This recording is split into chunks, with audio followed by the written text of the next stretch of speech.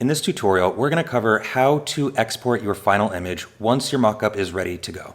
We're going to cover two ways to do it. The first is to export a JPEG, which will help optimize for a smaller file size. And the second way is to export a PNG, which will allow you to export a transparent image where the background is see-through.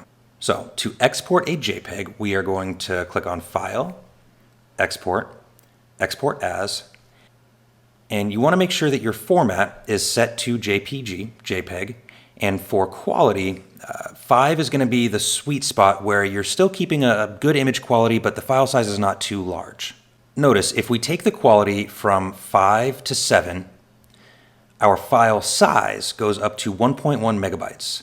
If we take it back down to 5, the image quality is going to be almost identical to, the naked eye, but we're now at 200 kilobytes. That's a 5-fold decrease in file size.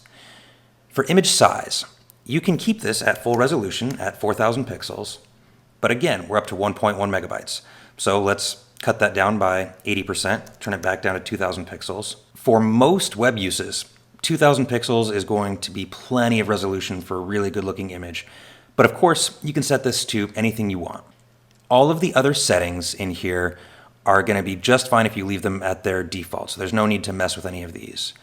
So once this is set, you're simply going to click export and save it on your file, your hard drive, anywhere you want.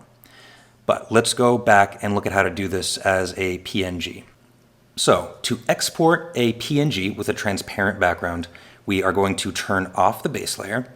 We're going to follow more or less the same steps as before. File, export, export as. We're going to change our format to PNG.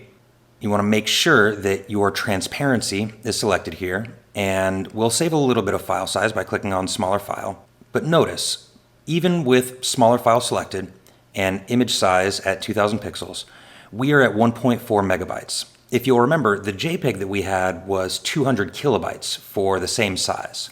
So whenever possible, you are going to want to make sure you use a JPEG because it's going to take you 7 times as much data. It's a 7 times larger file to have that transparency in the background.